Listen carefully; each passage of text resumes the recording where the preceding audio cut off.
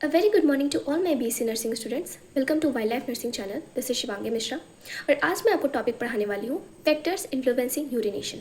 कौन कौन से फैक्टर्स हैं जो कि इन्फ्लुएंस करते हैं यूरिनेशन को। सो फर्स्टली स्टार्ट करें इंट्रोडक्शन से। Urination also known as the micturition is the process by which body expel liquid waste through the urinary system. Urination जिसको हम मिक्चरेशन भी बोलते हैं वो एक ऐसा प्रोसेस है जिसमें हमारी बॉडी जो है वो लिक्विड वेस्ट को रिमूव करती है with the help of urinary system. It is the vital physiological function essential for maintaining fluid and electrolyte balance. ये एक वाइटल इंपॉर्टेंट फिजियोलॉजिकल फंक्शन है हमारे बॉडी का जो कि मेंटेन करता है फ्लूइड और इलेक्ट्रोलाइट बैलेंस को as well as removing metabolic waste from the body, और हमारे बॉडी से मेटाबॉलिक वेस्ट को रिमूव करता है। Now, understanding the factors that influence urination is important in the healthcare settings.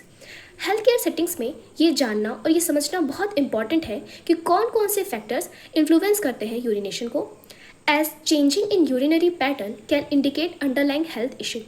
क्योंकि अगर कोई भी जैसे जो नॉर्मल यूरिन करने का प्रोसेस है, यूरिनेशन का जो प्रोसेस है, अगर उसमें कोई भी चेंजेस होते हैं तो वो क्या इंडिकेट करता है, कोई भी हेल्थ प्रॉब्लम्स को या फिर कोई भी कंडीशंस जो कि आगे जाके बहुत प्रॉब्लम कॉज कर सकते हैं।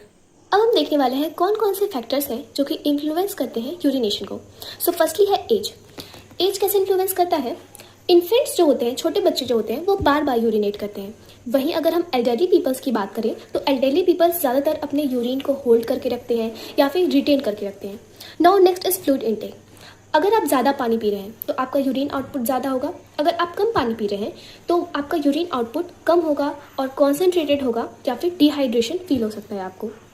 Now next is diet. अब डाइट कैसे इन्फ्लुएंस करता है? अगर कोई भी पर्सन कैफीन ले रहा है, अल्कोहल ले रहा है, स्पाइसी फूड्स ले रहा है तो ये सारी जो चीज़ें होती हैं वो इंक्रीज करती हैं यूरिन के प्रोडक्शन को। अगर वहीं कोई पर्सन हाई सोडियम डाइट ले रहा है तो ये डिक्रीज करता है यूरिनेशन को। Next is medication. मेडिकेशन की बात करें तो अगर डायूरेटिक्स जो मेडिसिन होते हैं वो इंक्रीज करते हैं यूरिन के आउटपुट को, वहीं ओपियाइड्स जो होते हैं वो कॉज करते हैं urinary retention. Now next is physical activity. Physical activity promote करती है ब्लैडर के फंक्शंस को, और अगर कोई पर्सन है वो इमोबाइल है, चल फिर नहीं सकता है, तो ये क्या कॉज करेगा? यूरिनरी रिटेंशन को कॉज कर सकता है। Next is pregnancy. प्रेगनेंसी में क्या होता है कि यूटेराइन प्रेशर जो लगता है हमारे ब्लैडर पे, ये इंक्रीज करता है यूरिनेशन की फ्रीक्वेंसी को। Next is neurological control. अब न्यूरोलॉजिकल कंट्रोल में क्या होता है कि कोई नर्वस सिस्टम डिसऑर्डर्स हो गए, जैसे कि स्ट्रोक हो गया। स्ट्रोक जो होता है वो क्या कॉज करता है? इम्पेयर्ड ब्लैडर कंट्रोल को कॉज करता है। Now 8 point is urinary track infection, जिसको हम यूटीआई भी बोलते हैं। यूरिनरी ट्रैक इन्फेक्शन जो होता है वो पर्सन में पेन फील कराता है, डिस्कम्फर्ट फील कराता है during urination.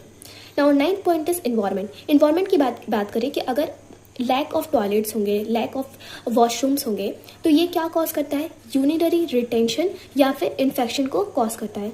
Next is hormonal regulation. Hormonal regulation की बात करें जैसे कि एडीएच, एंटी डायरेटिक हार्मोन्स हो गए, एल्डोस्टेरॉन्स हो गए, ये सारे रेगुलेट करते हैं यूरिन के वॉल्यूम्स को और उनके कंसंट्रेशन को। Next is bladder and kidney health. Bladder and kidney health की बात करें तो कुछ डिसऑर्डर्स होते हैं जैसे ओवर एक्टिव ब्लैडर हो गया या फिर किडनी डिजीज हो गए, ये अफेक्ट करते हैं यूरिन के प्रोडक्शन को और उनके एलिमिनेशन को। सो ये था टॉपिक फैक्टर्स इन्फ्लुएंसिंग यूरिनेशन। मैंने इसको डिटेल में नहीं लिखा है क्योंकि आप बस पॉइंट्स को याद रखना, उसके बाद अंदर आपके दिमाग में जो भी चीज़ें मैंने बोली हैं उसको याद रखना और बस लिख देना। नाउ अब हम अपना नेक्स्ट टॉपिक स्टार्ट करने वाले हैं, alteration in urinary elimination. Urine को एलिमिनेट करने में अगर कोई चेंजेस आ रहे हैं तो उसको बोलेंगे अल्टरेशन। सो इंट्रोडक्शन से स्टार्ट करें तो alteration in urinary elimination means any changes और problems in the normal process of producing urine. Urine को प्रोड्यूस करने का जो एक नॉर्मल प्रोसेस होता है, अगर उसमें कोई भी चेंजेस आ रहा है तो उसको बोलेंगे alteration in urinary elimination. So common alterations की बात करें तो फर्स्टली डिसयूरिया, पेनफुल और बर्निंग यूरिनेशन। डिसयूरिया का मतलब होता है अगर किसी पर्सन को यूरिनेट करने के दौरान पेन फील हो रहा है, बर्निंग सेंसेशन फील हो रहा है, तो उस कंडीशन को बोलेंगे dysuria. Next is polyuria. Polyuria का मतलब होता है एक्सेसिव यूरिन प्रोडक्शन। अगर कोई भी पर्सन का यूरिन प्रोडक्शन ज्यादा हो रहा है, कितना ज्यादा? More than 2.5 litre per day. अगर एक दिन में 2.5 लीटर पर डे से ज्यादा यूरिन उसका प्रोड्यूस हो रहा है तो उस कंडीशन को हम बोलेंगे polyuria. Now third is oliguria, decrease urine output.